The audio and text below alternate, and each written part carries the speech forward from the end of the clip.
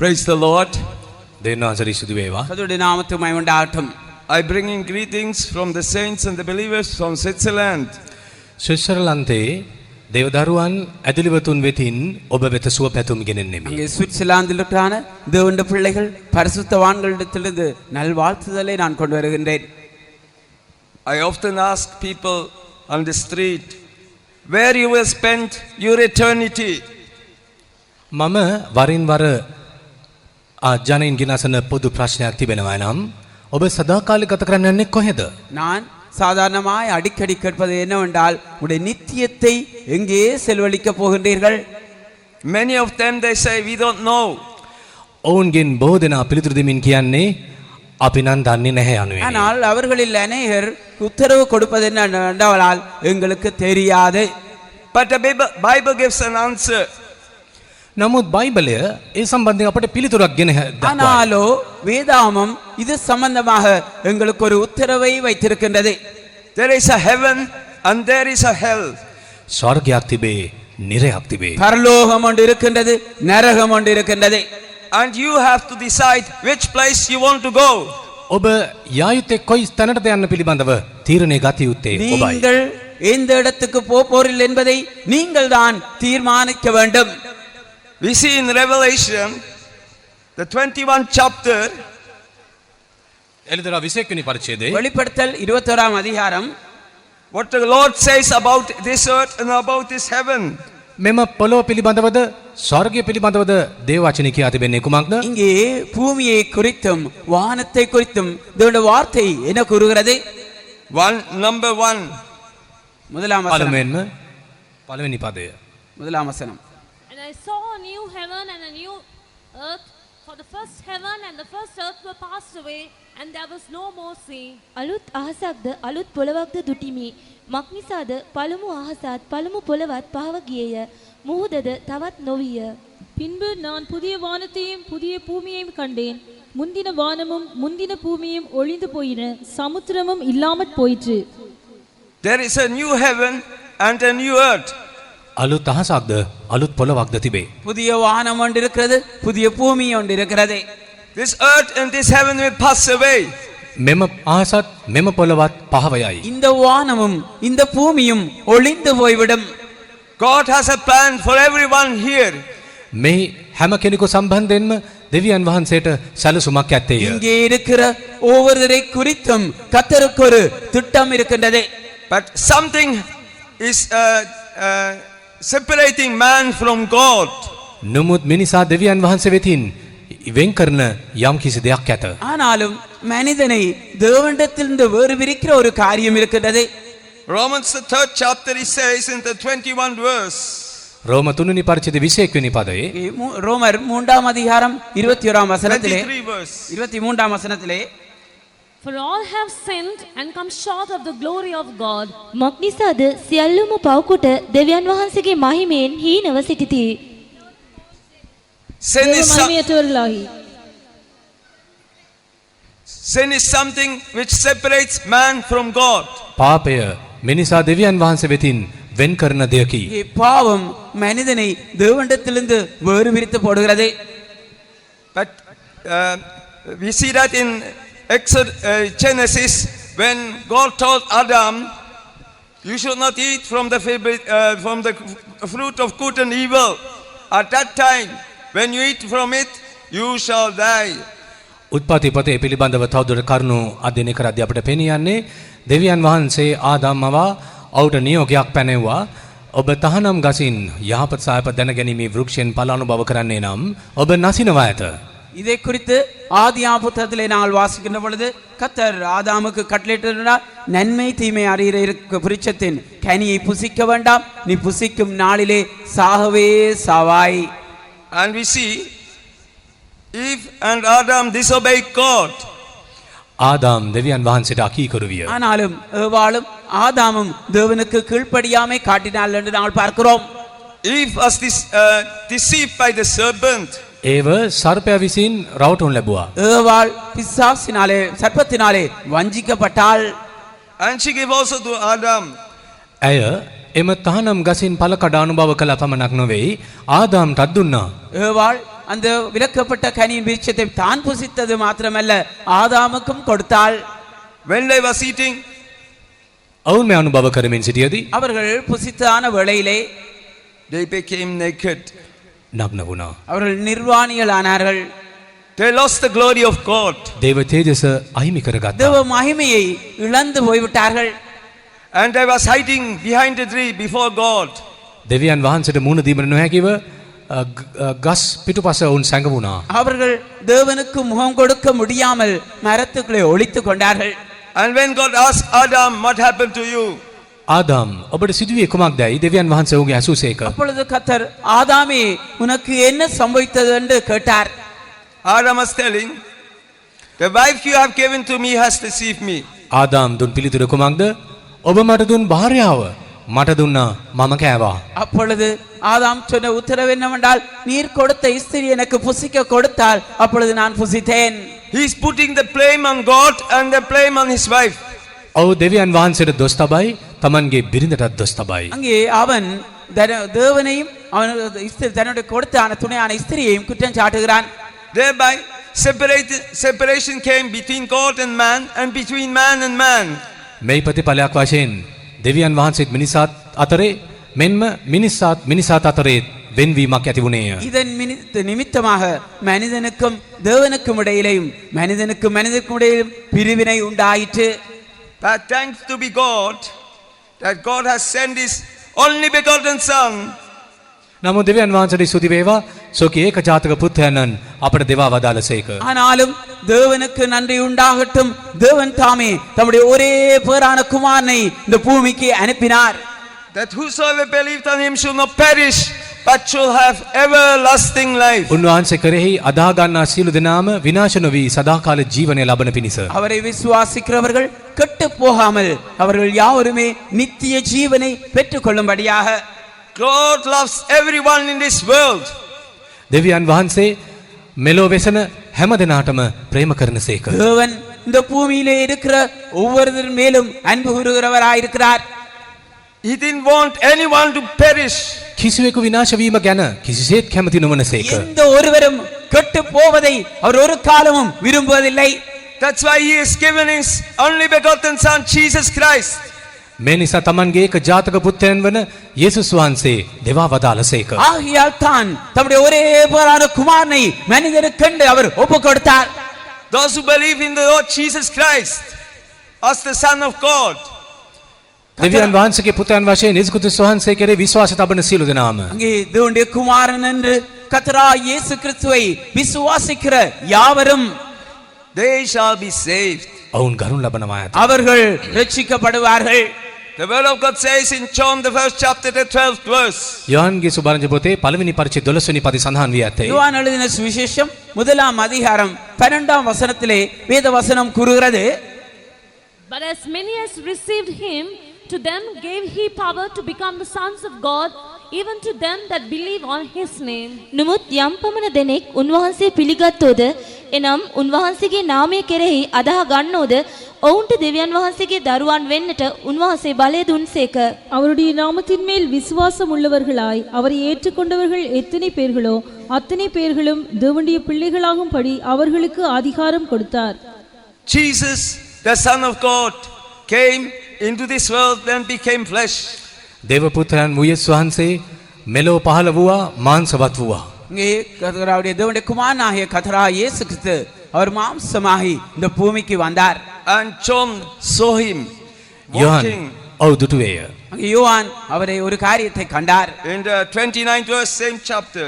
එම පරිච්ඡේදයේ 29 වෙනි පදේ அதே அதிகாரம் 29ஆம் வசனத்திலே The next day John seeth Jesus coming up unto him and saith, Behold the Lamb of God, which taketh away the sin of the world. පසුදා ඔහු තමා ළඟට යේසුස් වහන්සේ එනවා දැක කතා කොට අන්න ලෝකී පාපය දුරු කරන දෙවියන් වහන්සේගේ බැටළු පැටියානෝ. மறுநாளிலே யோவான் இயேசுவை தன்னிடத்தில் வர கண்டு, இதோ உலகத்தின் பாவத்தை சுமந்து தீர்க்கிற தேவ ஆட்டுக்குட்டி. Praise be to God. දේවනාසරේ ස්තුති වේවා. கர்த்தருடைய நாமத்துக்கு மகிமை உண்டாகட்டும். Jesus, the Lamb of God, has taken away the sin of this world. දෙවියන් වහන්සේගේ බැටළ පෙරවන වන යේසුස් ක්‍රිස්තුස් වහන්සේ මෙලොවෙහි සෑම දෙනාගේ පාපය ගත්සේක. இதோ உலகத்தின் பாவத்தை சுமந்து தீர்க்கிற தேவ ஆட்டுக்குட்டியாக கர்த்தராகிய இயேசு கிறிஸ்து காணப்படுகின்றார். He was willing to die on the cruel cross for you and for me. ඔබ වෙනුවෙන්ද මා වෙනුවෙන්ද එම කුරිරු කුරුසිය මත ජීවිත පරිත්‍යාග කිරීමට මුන්වහන්සේ සූදානම් වූවා. அவர்தாமே உங்களுக்காகவும் எனக்காகவும் அந்த கொடூர சிலுவையிலே மரிக்க அவர் ஆயத்தமானார். There is no forgiveness except through the blood of Jesus. යේසුස් ක්‍රිස්තුස් වහන්සේගේ රුධිරය තුලින් මිස පව්කමාවක් නොමැත. கர்த்தராகிய இயேசு கிறிஸ்துடைய அந்த இரத்தத்தின் மூலமாய் அல்லாமல் பாவ மன்னிப்பு கிடையாது. And the word of God says, except a man be born again, he cannot see the kingdom of God. යමේ කලුතෙන් නූපන්නොත් ඔහුට දෙවියන් වහන්සේගේ රාජ්‍ය දැකිය නොහැකියයි දේව වචනේ කියා තිබේ. அதோடு தேவனுடைய வார்த்தை ஒருவன் மறுபடியும் பிராவிட்டால் தேவனுடைய ராஜ்யத்தை காண மாட்டான் என்று கூறுகின்றது. Now what have we to do? එසේන අප කළ යුතු ඇත්තේ කුමක්ද? அப்படி என்றால் நாங்கள் செய்ய வேண்டியது என்ன? In the first chapter, the 7th verse. පළවෙනි යෝහන් පළවෙනි පරිච්ඡේදය 7 වෙනි පදේ முதலாம் யோவான் முதலாம் அதிகாரம் 7ஆம் வசனத்திலே அவர் ஒளியில் இருக்கிறது போல நாமும் ஒளியிலே நடந்தால் ஒருவரோடொருவர் ஐக்கியப்பட்டிருப்போம். அவருடைய குமாரனாகிய இயேசு கிறிஸ்துவின் இரத்தம் சகல பாவங்களையும் நீக்கி நம்மை சுத்திகரிக்கும். නමුත් උන්වහන්සේ ආලෝකයේ සිටින්නාසේම අපිත් ආලෝකයේ හැසිරෙමු නම් අපට එකිනෙකා සමග පංගුකාරකම ඇත්තේය. උන්වහන්සේගේ පුත්‍ර වූ යේසුස් වහන්සේගේ ලේද සියලු පාපවලින් අප පවිත්‍ර කරන්නේය. But if we walk in the light as he is in the light, we have fellowship one with another, and the blood of Jesus Christ, his son, cleanseth us from all sin. And also the 9th verse. 9 වෙනි පදයත් அதோடு கூட 9ஆம் வசனத்தையும் வாசிப்போம். If we confess our sins, he is faithful and just to forgive us our sins and to cleanse us from all unrighteousness. Praise. අපේ පාපවල් කියා දෙමු නම් අපේ පව් අපට කමා කරන්නටත් සියලු අධර්මිෂ්ඨකමින් අප පවිත්‍ර කරන්නටත් උන්වහන්සේ විශ්වාසව ධර්මිෂ්ඨව සිටනසේක. நம்முடைய பாவங்களை நாம் அறிக்கையிட்டால் பாவங்களை நமக்கு மன்னித்து எல்லா அநியாயத்தையும் நீக்கி நம்மை சுத்திகரிப்பதற்கு அவர் உண்மையும் நீதியும் உள்ளவராய் இருக்கிறார். Praise be to God. දෙවියන් වහන්සේට ස්තුති වේවා. அவருடைய நாமத்துக்கு மகிமையுண்டாகட்டும். There is a practical experience in the word of God. දේව වචනේ ප්‍රායෝගික අත්දැකීමක් තිබේ. அங்கே தேவனுடைய வார்த்தையிலே ஒரு நடைமுறை அனுபவம் ஒன்று இருக்கின்றது. When Jesus died on the cross of Calvary, යේසුස් වහන්සේ කල්වරි කුරුසියේ දිවි පිදූ විට கர்த்தராகிய இயேசு கல்வாரி சிலுவையிலே மரித்ததான வேளையிலே 2 thieves along died with him. උන්වහන්සේ අසලින් සොරුන් දෙදෙනෙක් කුරුසිපත් කරනු ලැබුවා. அவருடைய இரு பக்கமாகவும் இரு கள்ளர்கள் சிலுவையிலே அறையப்பட்டார்கள். And we see in the 7th chapter Matthew, මතෙකු සෝරාන් පොතේ 7 වෙනි පරිච්ඡේදයේ மத்தேயு 7ஆம் அதிகாரம்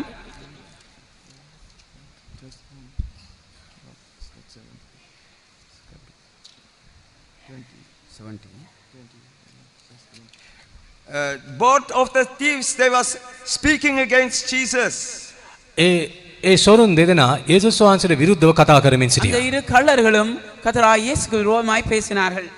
And we see in the Luke in the 23rd chapter, ලෝක 23 වෙනි පරිච්ඡේදයේ லூக்கா 23ஆம் அதிகாரம்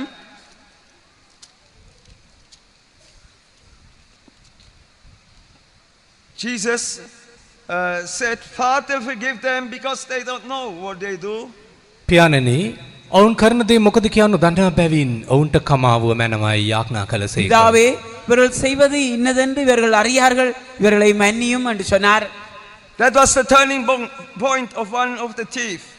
එය එක සොරකුගේ වෙනස් වීමට හේතුවක් වූයේය. அதுவே ஒரு கள்ளனுடைய மனமாற்றத்துக்கு ஒரு திருப்பு முனையாக மாறியது. He was thinking, if those who crucified Jesus is forgiving them, there is a hope for me that Jesus also can forgive me. යේසුස් වහන්සේ කුරුසිපත් කළ සෑම යේසුස් වහන්සේ කමාව දානය කළසේක් නම් මටත් බලාපොරොත්තුවක් තිබේ. මටත් කමාව ලද හැකැයි ඔහු සිතුවේය. கர்த்தராகிய இயேசு கிறிஸ்து அந்த சிலுவையிலே அறையப்பட்டவர்களுக்கு அவர் மன்னிப்பை கொடுப்பாரே, ஆனால் எனக்கும் மன்னிப்பு உண்டு, எனக்கும் ஒரு நம்பிக்கை உண்டு என்று அவன் அறிந்து கொண்டான். He says in the 41th verse in the 23rd chapter. ලෝක 23 වෙනි පරිච්ඡේදයේ 41 වෙනි පදයේ මෙසේ කියා තිබෙනවා. அவர் அங்கே லூக்கா 23ஆம் அதிகாரம் 41ஆம் வசனத்தில் இவ்வாறு கூறப்பட்டுள்ளது. And we indeed justly, for we receive the due reward of our deeds, but this man had done nothing amiss. අප දඬුවම් ලබන්නේ සාධාරණ ලෙසය. මක්නිසාද අපේ ක්‍රියාවලට සුදුසු විපාක ලැබමුව නමුත් මුන්වහන්සේ කිසි වරදක් නොකළසේක. நாமோ நியாயப்படி தண்டிக்கப்படுகிறோம், நாம் நடப்பித்தவைகளுக்கு தக்க பலனை அடைகிறோம், இவரோ தகாதொன்றையும் நடப்பிக்கவில்லையே என்று அவனை கடிந்து கொண்டு He is repenting and confessing his sin. ඔහු පසුතැවිලි වෙයි. තමන්ගේ පාප කියා සිටී. அவன் தாமே மனஸ்தாப்பட்டு தன்னுடைய பாவத்தை அறிக்கையிடுகிறான்.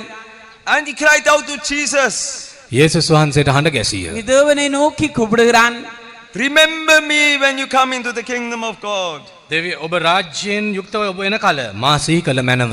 ஆண்டவரே நீர் உம்முடைய ராஜ்யத்திலே வரும்பொழுது அடியேனை நினைத்தருளும். In the 43 verse, Jesus gives the answer. 43 පදයේ යේසුස් වහන්සේ පිළිතුරු දෙමින් 43ஆம் வசனத்திலே கர்த்தர் அங்கே இவ்வாறு உத்தரவளிக்கிறார். And Jesus said unto him, verily I say unto thee, today shalt thou be with me in paradise. උන්වහන්සේද සැබවක් නුඹට කියමි අදම නුඹ මා සමග පාරාදීසෙහි සිටින්නේයයි කීසේක. இயேசு அவனை நோக்கி, இன்றைக்கு நீ என்னுடனே கூட பரதீசில் இருப்பாய் என்று மெய்யாகவே உனக்கு சொல்லுகிறேன் என்றார். This man could do anything, good works. යහපත් ක්‍රියාවන් ලියල්මින් සිටි මේ පුද්ගලයා இந்த மனிதனுக்கு நன்மையான ஒன்றை செய்ய முடியவில்லை. He was hanging on the tree. ඔහු කුරුසියේ එල්ලෙමින් සිටියාවට කිසිම දෙයක් කරන්න පුළුවන් වුණේ නැහැ. அவனோ சிலுவையிலேயே தொங்கிக் கொண்டிருந்தான், எந்த ஒரு நற்கிரியும் செய்ய முடியவில்லை. But he cried out to Jesus. නමුත් ඔහු යේසුස් වහන්සේට මොර ගැසුවේය. ஆனாலும் இயேசுவை நோக்கி கூப்பிடுகிறான். And Jesus has forgiven him all his sin. යේසුස් වහන්සේ ඔහුගේ සියලු පාපයන්ට කමාව දුන්සේ. கர்த்தராகிய இயேசு கிறிஸ்து அவருடைய சகல பாவங்களையும் அவர் மன்னித்தார். He is saved by grace. කරුණාවෙන් ගනු ලැබිය. நாங்கள் கிருபையினாலே ரட்சிக்கப்பட்டிருக்கிறோம். Praise be to God. දෙවියන් වහන්සේට ස්තුති වේවා. கர்த்தருடைய நாமத்துக்கு மகிமை உண்டாகட்டும். God saves people through the grace of God. ස්වාමින් වහන්සේ ජනයින් කරුණ දේව කරුණාව තුලින් ගලවා ගන්නාසේක. அங்கே கர்த்தராகிய தேவன் ஜனங்களை அவருடைய கிருபையினாலே ரட்சிக்கிறார். Praise be to God. දෙවියන් වහන්සේට ස්තුති වේවා. கர்த்தருடைய நாமத்துக்கு மகிமை உண்டாகட்டும். And we see in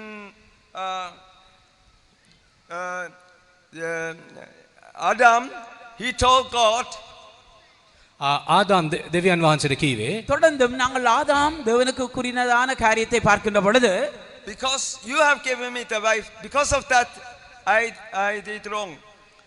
ඔබ දුන් භාර්යාව මා පොළවාගත් බැවින් මම වරද කළෙමි. பாருங்கள், நீர் தந்த மனைவிதான் என்னை ஏவி நான் தவறு செய்து விட்டேன். He is justifying himself. තමන්ව ධර්මිෂ්ඨ කරගනිමින් සිටියා. அவனோ தன்னை நீதியரித்துக் கொண்டான்.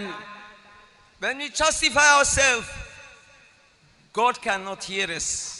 අප ධර්මිෂ්ඨ කරගන්නා විටදී දෙවියන් වහන්සේට අපට සවන් දීමට පුළුවන් වන්නේ නැත. நாங்கள் எங்களை நீதியரித்துக் கொள்வோமே ஆனால் கர்த்தர் எங்களுக்கு செவி கொடுக்க முடியாது. We cannot stand before God like that. දෙවියන් වහන්සේ ඉදිරි අපට පෙනී සිටින්න පුළුවන් වන්නේ නැත. அந்த நீதியரிப்போடு கூட தேவனுக்கு முன்பாக நாங்கள் நிற்க முடியாது. In Isaiah යெசாயா පොතේ ஏசாயாவின் புத்தகம் 64, 64 64ஆம் அதிகாரம் when we read in the 6th verse, 6 වෙනි පදේ 6ஆம் வசனத்தை வாசிக்கின்ற வேளையிலே, But we are all as an unclean thing, and all our righteousness are as filthy rags, and we all do fade as a leaf, and our iniquities like the wind have taken us away. අපි සියල්ලම අපවිත්‍ර කෙනෙකු මෙන් වී සිටිමුව. අපේ සියලුම ධර්මිෂ්ඨකම්ද කිලුටු වස්ත්‍රයක් මෙන්ය. අපි සියල්ලම කොළයක් මෙන් පරවෙමුව. අපේ අයුතුකම්ද සුළඟ මෙන් අප පහ කරගෙන යයි. நாங்கள் அனைவரும் தீட்டானவர்கள் போல இருக்கிறோம், எங்களுடைய நீதிகள் எல்லாம் அழுக்கான கந்தை போல இருக்கிறது. நாங்கள் அனைவரும் இலைகளைப் போல் உதிருகிறோம், எங்கள் அக்கிரமங்கள் காற்றைப் போல் எங்களை அடித்து கொண்டு போகிறது. Adam and Eve, they tried to cover their nakedness with fig leaves. ආදාම් සහ හේව අධික කොළ උපකාරී කරගෙන තමුන්ගේ නග්නභාවය වසා ගැනීමට උත්සාහ කළා. ஆதாமும் ஏவாளும் அத்தி இலைகளின் மூலமாக தங்களுடைய நிர்வாணத்தை மூட முயற்சித்தார்கள். With their own righteousness. තමුන්ගේම ධර්මිෂ්ඨකමින් தங்களுடைய சுயநீதியினாலே. Thereby they were separated from God. මේ නිසා උන් දෙවියන් වහන්සේ වෙතින් වෙන් කරනු ලැබුවා. இதனாலே அவர்கள் தேவனிடத்திலிருந்து வேறு பிரிக்கப்பட்டார்கள். And separated from one another. එකිනෙකා වෙතින් වෙන් කරනු ලැබුවා. அவர்கள் ஒருவரோடு ஒருவரும் கூட பிரிக்கப்பட்டார்கள். They lost the glory of God. දෙවියන් වහන්සේගේ තේජස අහිමි කරගත්තා. தேவனுடைய மகிமையை இழந்து போய்விட்டார்கள். But we see in the life of Jesus, නමුත් යේසුස් වහන්සේගේ ජීවිත සලකා බලද්දී ஆனாலும் கர்த்தராகிய இயேசு கிறிஸ்துவின் ஜீவியத்தை நாங்கள் பார்க்கின்ற வேளையிலே he was obedient to God the Father. පියවූ දෙවියන් වහන්සේට කීකරුව සිටිසේක. அவர் பிதாவாகிய தேவனுக்கு கீழ்ப்படிந்தவராய் இருந்தார்.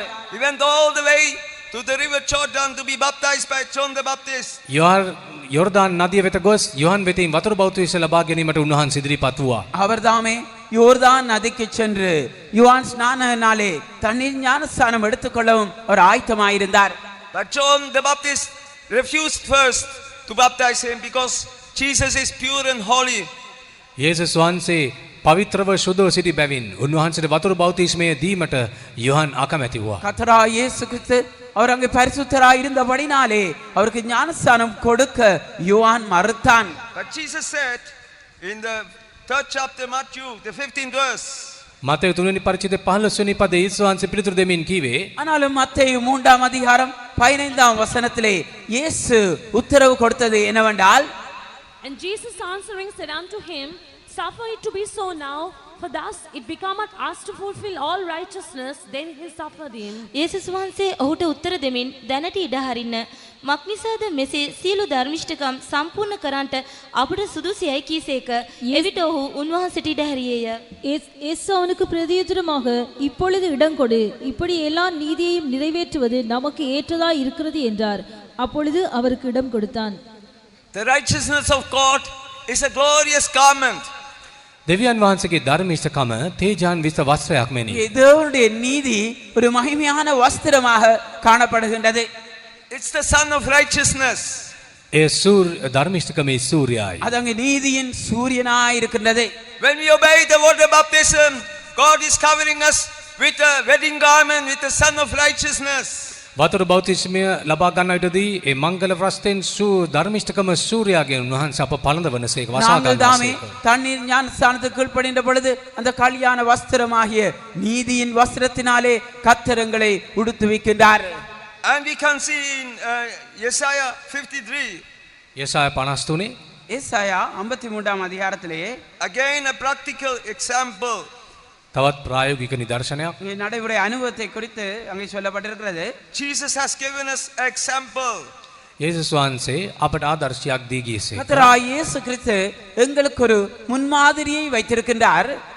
The 6th verse. 6 වෙනි පදය. 6ஆம் வசனம், All we like sheep have gone astray, we have turned everyone to his own way, and the Lord hath laid on him the iniquity of us all. And the 7th verse. 7ஆம் வசனம், He was oppressed and he was afflicted, yet he opened not his mouth. He is brought as a lamb to the slaughter, and as a sheep before her shearers is dumb, so he openeth not his mouth. අපි සියල්ලම බැටළුවන් මෙන් මුලා වී එකිනෙකා තම තමාගේම මාර්ගයට හැරී ගියමුව. ස්වාමින් වහන්සේද අප සියල්ලන්ගේ අයුතුකම උන්වහන්සේ පිට තැබූසේක. උන්වහන්සේට පීඩා කළ විට උන්වහන්සේ යටත් වී තමන්ගේ මුඛය නෑර සිටිසේක. මරන්ට ගෙන යන බැටළු පැටවකු මෙන්ද බැටළු දෙනක් ලෝම කපන්නන් ඉදිරියේ නිශ්ශබ්දව සිටිනාක් මෙන්ද උන්වහන්සේ තමන් මුඛය නෑර සිටිසේක. நாம் எல்லாரும் ஆடுகளைப் போல வழி தப்பி திரிந்து அவனவன் தன் தன் வழியிலே போனோம். கர்த்தரோ நம் எல்லாருடைய அக்கிரமத்தையும் அவர் மேல் விழப்பண்ணினார். அவர் நெருக்கப்பட்டும் ஒடுக்கப்பட்டும் இருந்தார், ஆனாலும் தம்முடைய வாயை அவர் திறக்கவில்லை. அடிக்கப்படும்படி கொண்டு போகப்படுகிற ஒரு ஆட்டுக்குட்டியைப் போலவும் தன்னை மயிர் கத்திரிக்கிறவனுக்கு முன்பாக சத்தமிடாதிருக்கிற ஆட்டைப் போலவும் அவர் தம்முடைய வாயை திறவாதிருந்தார். He could have justified himself. තමන්ව ධර්මිෂ්ඨ කරගත හැකිව තිබුණා. அவர் அங்கே தன்னை நீதி எடுத்துக் கொண்டிருக்கலாம். When he was oppressed, when he speak against Jesus, යේසුස් වහන්සේ දෙවිව කතා කළ විටදී அங்கே அவர் நெருக்கப்பட்டிருந்தான வேளையிலே, but he didn't open his mouth. තමන්ගේ මුඛය නෑර සිටිසේක. அவரோ தன்னுடைய வாயை திறவாதிருந்தார். Like a lamb. බැටළු පැටවෙකු මෙන් ஒரு ஆட்டுக்குட்டியை போல A lamb for the slaughter.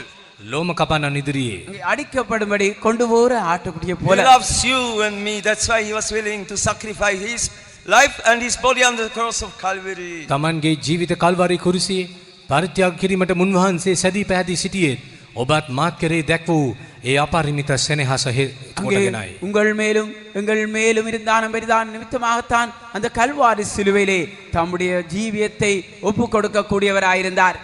Praise be to God. දෙවියන් වහන්සේට ස්තුති වේවා. கர்த்தருடைய நாமத்துக்கு மகிமையுண்டாகட்டும். We go back to John, the 3rd chapter, the 3rd verse. யோவான்ගේ සුවාරංචි පොතේ 3 වෙනි පරිච්ඡේදයේ 3 වෙනි පදයට හැරියද්දී யோவான் எழுதின சுவிசேஷம் 3ஆம் அதிகாரம் 3ஆம் வசனத்தை நான் பார்க்கின்ற பொழுது That is the first experience in our Christian life. අපේ ක්‍රිස්තියානි ජීවිතයේ පළමු අත්දැකීම එය වේ. அது எங்களுடைய கிறிஸ்தவ வாழ்க்கையிலே முதலாவது அனுபவமாயிருக்கின்றது. Except a man be born again, he cannot see the kingdom of God. යමෙක් අලුතෙන් නූපන්නොත් ඔහුට දෙවියන් වහන්සේගේ රාජ්‍යය දැකිය නොහැකිය. ஒருவன் மறுபடியும் பிராவிட்டால் தேவனுடைய ராஜ்யத்தை காண மாட்டான். And how can we know that we are born again? අප අලුතෙන් උත්පාද වී සිටින බව දැනගන්නේ කෙසේද? நாங்கள் மறுபடியும் பிறந்திருக்கிறோம் என்று எவ்வாறு அறிந்து கொள்கிறோம்? In the first John, in the 4th chapter, පළවෙනි යෝහන 4 වෙනි පරිච්ඡේදයේ முதலாம் யோவான் 4ஆம் அதிகாரத்திலே the 7th verse. 7 වෙනි පදය. 7ஆம் வசனம். Beloved, let us love one another, for love is of God, and everyone that loveth is born of God and knoweth God. ප්‍රේමවන්තයනි අප එකිනෙකාට ප්‍රේම කරමු. මක්නිසාද ප්‍රේමය දෙවියන් වහන්සේගෙන්ය. ප්‍රේම කරන සෑම දෙනම දෙවියන් වහන්සේගෙන් ඉපද සිටිති. දෙවියන් වහන්සේව අඳුනති. பிரியமானவர்களே, ஒருவரில் ஒருவர் அன்பாயிருக்க கடவோம். ஏனெனில் அன்பு தேவனால் உண்டாயிருக்கிறது. அன்புள்ள எவனும் தேவனால் பிறந்து அவரை அறிந்திருக்கிறான். When we receive Jesus in our heart, God is filling us in a measure with His love. අප සුද්ධාත්ම ලබා ගන්නටදී ස්වාමින් වහන්සේ සොකිය ප්‍රේමෙන් අපගේ හදවත් පුරවනසේක. நாங்கள் பரிசுத்தாவின் அபிஷேகத்தை பெறுகின்ற பொழுது தேவ அன்பினாலே எங்களுடைய உள்ளங்களை கர்த்தர் நிரப்புகிறார். Beloved, let us love one another. ප්‍රේමාන්තෙනි එකිනෙකාට ප්‍රේම කරමු. பிரியமானவர்களே, நாங்கள் ஒருவரில் ஒருவர் அன்பு உருவமாக. And also Jesus says in Matthew the 6th chapter, how do we love one another? ඒ සමගම එකිනෙකාට ප්‍රේම කළ යුත්තේ කෙසේද යන්න පිළිබඳව මතෙව් 6 වෙනි පරිච්ඡේදයේ යේසුස් වහන්සේ කරුණු පැහැදිලි කර දෙනසේක. மத்தேயு 6ஆம் அதிகாரத்திலே நாங்கள் எவ்வாறு ஒருவரில் ஒருவர் அன்பு கூற வேண்டும் என்பதை குறித்து இயேசு வெளிப்படுத்துகிறார். In the 12th verse, 12 වෙනි පදයේ 3ஆம் வசனம். But when thou doest alms, let not thy left hand know what thy right hand doeth.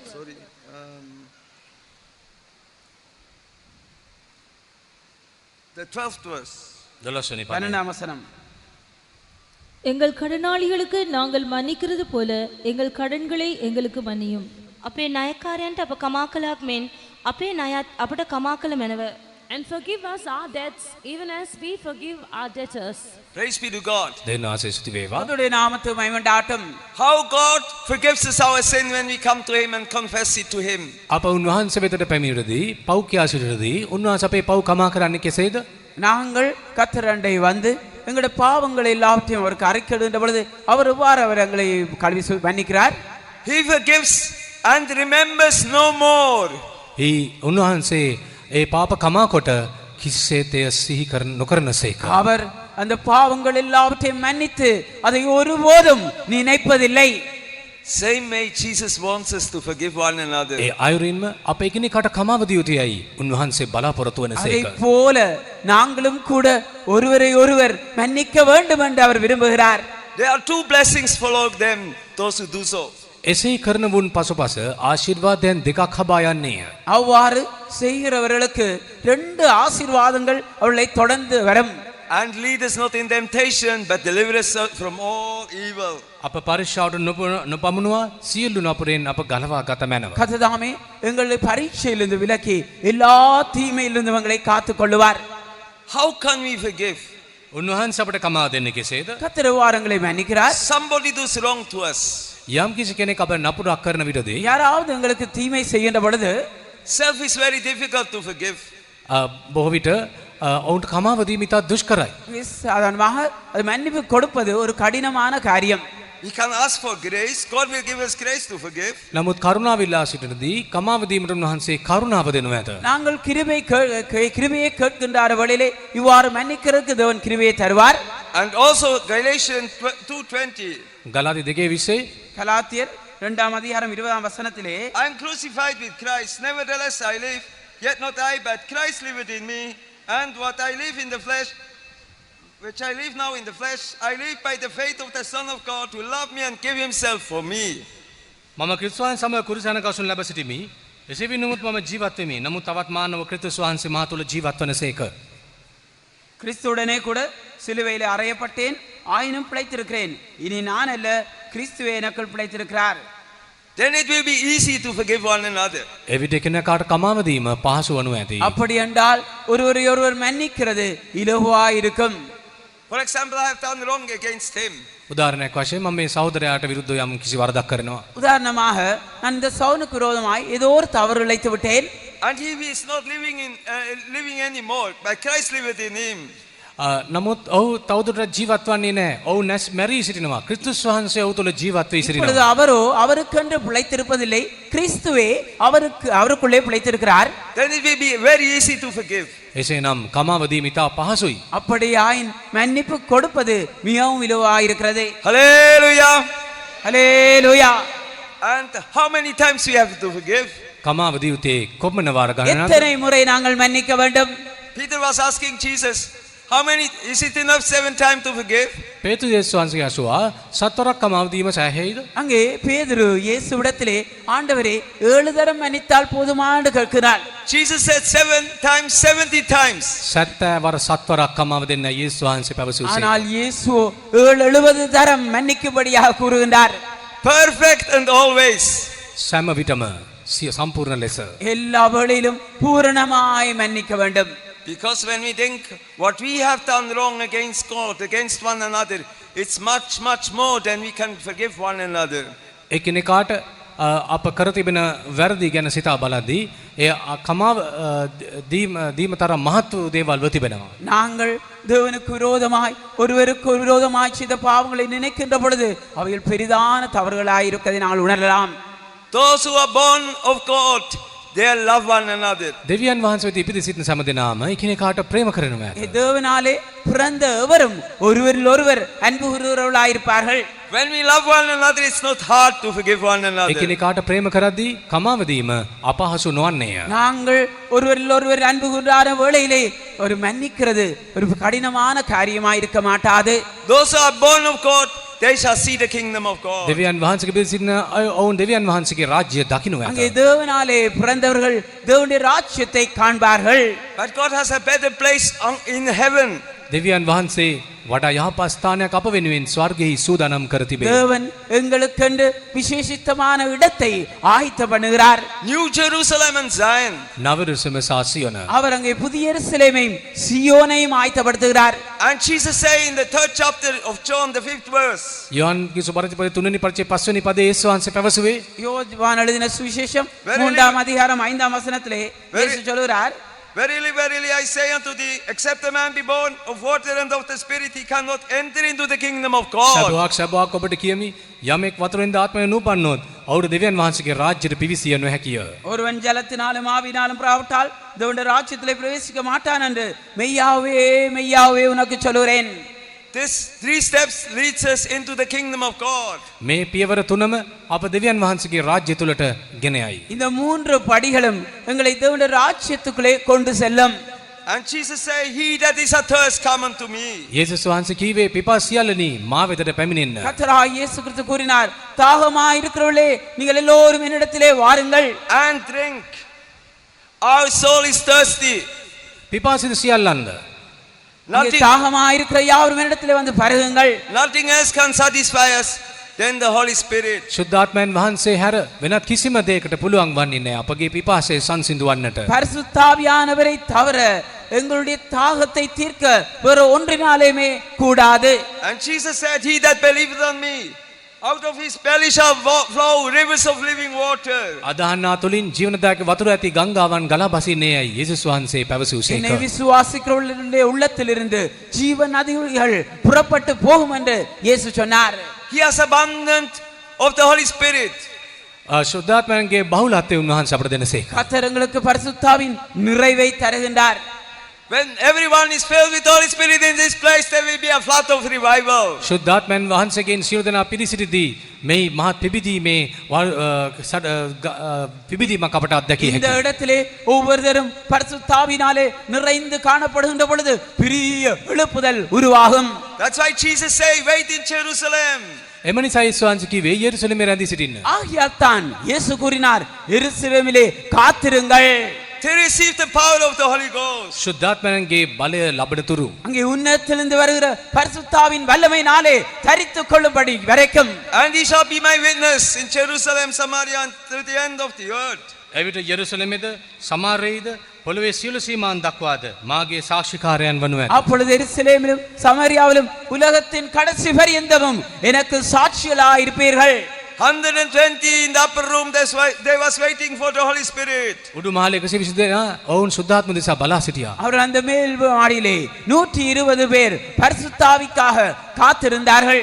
There came a mighty sound from heaven, a rushing mighty wind. තද සුළඟක් කමන්නක් මෙන් ශබ්දයක් අහසෙන් හදිසියෙන් පැමිණ அப்பொழுது திடீரென்று பலத்த காற்று அடிக்கிற முழக்கம் போல வானத்திலே சடுதியாய் உண்டாயிற்று.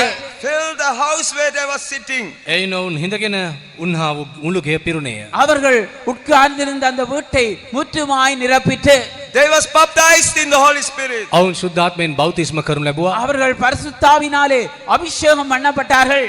And they also was drinking the Holy Spirit. ඔවුන්ද ශුද්ධාත්මයෙන් පිරී සිටියා. அவர்களும் கூட பரிசுத்தாவினாலே நிரம்பி இருந்தார்கள்.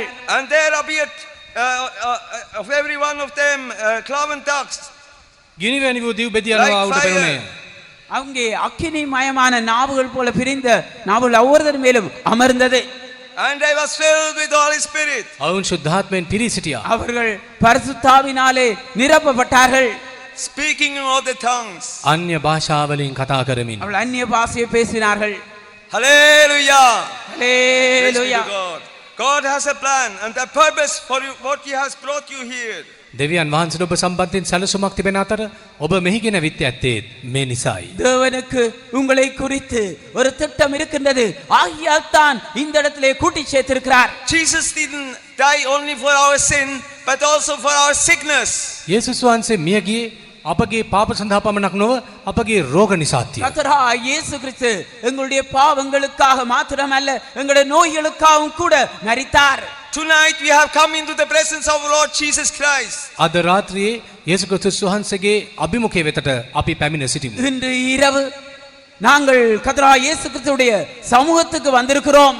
And Jesus said, if you believe, you shall see the glory of God. යේසුස් වහන්සේ කීවේ ඔබ අදහන්නේ නම් දෙවියන් වහන්සේගේ මහිමය දකින්නව ඇත. கர்த்தராகிய இயேசு கிறிஸ்து கூறினது என்னவென்றால் நீங்கள் விசுவாசிப்பில்லானால் தேவ மகிமையை காண்பீர்கள். Who has believed our report? අපගේ ප්‍රවෘත්ති විශ්වාස කළේ කවුද? நாங்கள் கூறியதை விசுவாசித்தவர் யார்? To whom is the arm of the Lord revealed? ස්වාමින් වහන්සේගේ බව එළිදරව් ලැබුවේ කවුරුන් හටද? கர்த்தருடைய புயம் யாருக்கு வெளிப்பட்டது? This arm of the Lord is our Lord Jesus Christ. ස්වාමින් වහන්සේගේ හස්තය නම් යේසුස් ක්‍රිස්තුස් වහන්සේය. அங்கே தேவனுடைய கரமாக கர்த்தராகிய இயேசு கிறிஸ்து விளங்குகிறார். He died on the cross to take away the sin and also to heal the sickness. අපගේ පාප තුරන් කරනු සඳහා රෝග සුව කරනු සඳහා කුරුසියේ දිවි පිදූසේක. எங்களுடைய பாவங்களை அகற்றி எங்களுடைய நோய்களில் எல்லாம் இருந்து எங்களை குணமாக்கும்படியாக கர்த்தராகிய இயேசு கிறிஸ்து சிலுவையிலே மரித்தார். And he says, in his stripes we were healed. උන්වහන්සේගේ පහර වලින් අපට සුවය ලැබී තිබෙන බව සඳහන් වී තිබේ. அவருடைய காயங்களால் நாங்கள் குணமாகிறோம் என்று நான் பார்க்கிறோம். Jesus did it on the cross of Calvary 2000 years ago. වසර 2000කට පමණ පෙර කල්වාරි කුරුසියේදී යේසුස් වහන්සේ එය ඉටු කළසේක. கர்த்தராகிய இயேசு கிறிஸ்து இன்றைக்கு 2000 வருடங்களுக்கு முன்பாக இந்த வேலையை செய்து முடித்தார். We can be sick in 3 ways. අප තුන් ආකාරයකින් රෝග අතුරුව සිටිය හැකි. நாங்கள் 3 வழிகளிலே வியாதிப்பட்டவர்களாய் காணப்படலாம். Sick in the body. ශරීරේ சரீரத்திலே வியாதியா இருக்கலாம். In his stripes we were healed. උන්වහන්සේගේ පහර වලින් අපට සුවය ලැබී அவருடைய තිබේ. தழும்புகளால் குணமாகிறோம். We can be sick in our mind. අපගේ මනසෙහි රෝගීව සිටිය இந்த හැකියි. மனதிலே நாங்கள் வியாதிப்பட்டவர்களாய் இருக்கலாம். That's why Jesus had a crown of thorn on his head. මේ නිසයි යේසුස් වහන්සේ තමන්ගේ හිස මත කටුවටුන්නක් පැලඳගෙන இதன் සිටියේ. நிமித்தமாகவே கர்த்தராகிய இயேசு கிறிஸ்துவின் சிரசின் மேல் முள்முடி தரித்தார். Jesus is able to heal the mind. ඔබගේ මනස සුව කිරීමට යේසුස් වහන්සේට පුළුවන්. கர்த்தராகிய இயேசு கிறிஸ்து உங்களுடைய மனதை குணமாக்க வல்லவராயிருக்கிறார். And we can have a broken heart. කැඩුණු සිතක් අපට තිබිය යුතුයි. තිබිය எங்களுக்குள்ளே හැකි. ஒரு நொறுங்குண்ட இருதயம் வேண்டும். Jesus' heart was pierced. යේසුස් වහන්සේගේ හදවත හෘදය අනිනු ලැබිය. இதற்காகவே கர்த்தராகிய இயேசு கிறிஸ்துடைய இருதயம் குத்தப்பட்டது. Jesus has a threefold healing for every one of us tonight. අපගෙන් හැම කෙනෙකුටම අද රාත්‍රියේ යේසුස් වහන්සේට මෙම තුන් වැදෑරුම් සුවය තිබේ. இந்த இரவு வேளையிலே எங்கள் யாவருக்கும் கர்த்தராகிய இயேசு கிறிஸ்து இந்த மூன்று வகையிலே சுகத்தை கொடுக்க வல்லவராயிருக்கிறார். If you are bound by anything, ඔබ යම් කිසි දෙයකින් බඳුන් ලැබ සිටිනවාද? நீங்கள் ஏதோ ஒரு காரியத்தினாலே கட்டப்பட்டவளாய் இருக்கிறீர்களா? when Jesus rose from the dead, යේසුස් වහන්සේ මළුන්ගෙන් උත්ථානය වූ විටදී கர்த்தராகிய இயேசு கிறிஸ்து மரித்தோலிந்து எழுந்தார். he said to his disciples, fear not, තමන්ගේ peace be unto you. ශ්‍රාවකයන් අමතමින් යේසුස් වහන්සේ කිව්වේ බය නොවන්න සමාදානය වේවා. கர்த்தராகிய இயேசு கிறிஸ்து சீஷர்களை பார்த்து சொன்னது என்னவென்றால், நீங்கள் பயப்படாதீர்கள், உங்களுக்கு சமாதானம் உண்டாவதாக. All power is given unto me in heaven and on earth. ස්වර්ගයේද පොළොවේද සියලු බලය මට දී තිබේ. வானத்திலும் பூமியிலும் சகல அதிகாரங்களும் எனக்கு கொடுக்கப்பட்டிருக்கிறது. Jesus has power over all the evil spirits in heavenly places. ස්වර්ගීය ස්ථානවල සියලු නපුරු බලවේගට එරෙහිව දෙවියන් වහන්සේට බලය තිබේ. வான மண்டலங்களிலே இருக்கிறதான பொல்லாத ஆவிகள் சகலத்தின் மேலும் கர்த்தராகிய இயேசு கிறிஸ்துவுக்கு அதிகாரம் உண்டு. Jesus has power to heal the sick. රෝගීන් සුව කිරීමට දෙවියන් වහන්සේට බලය තිබේ. வியாதியஸ்தர்களை குணமாக்க இயேசுவுக்கு வல்லமை உண்டு. Jesus has power to set the captives free. යේසුස් වහන්සේ පීඩිතයන් වහලුන් මුදා හැරීමට බල සම්පන්නයි. கர்த்தராகிய இயேசு கிறிஸ்து சிறைப்பட்டவர்களை விடுதலையாக்க அவருக்கு வல்லமை உண்டு. Our Jesus is in our midst tonight. අපගේ යේසුස් වහන්සේ අද රාත්‍රියේ අප මැද්දේ සක්මන් කරමින් සිටිනසේ. எங்களுடைய இயேசு இந்த இரவு வேளையிலே எங்கள் மத்தியிலே உலாவிக் கொண்டிருக்கிறார். Jesus is willing to help you. ඔබට උපකාර කිරීමට යේසුස් වහන්සේ සූදානම්. உங்களுக்கு உதவி செய்யும்படியாக அவர் ஆவலோடு காத்துக் கொண்டிருக்கிறார். 예수 උංකල විශ්සවයි. Hallelujah. Hallelujah. Praise be to God. දෙවියන් වහන්සේට ස්තුතියි. Jesus loves you. යේසුස් වහන්සේ ඔබට ප්‍රේම කරනවා. கர்த்தராகிய இயேசு கிறிஸ்து உங்களை அன்பு கூறுகிறார்.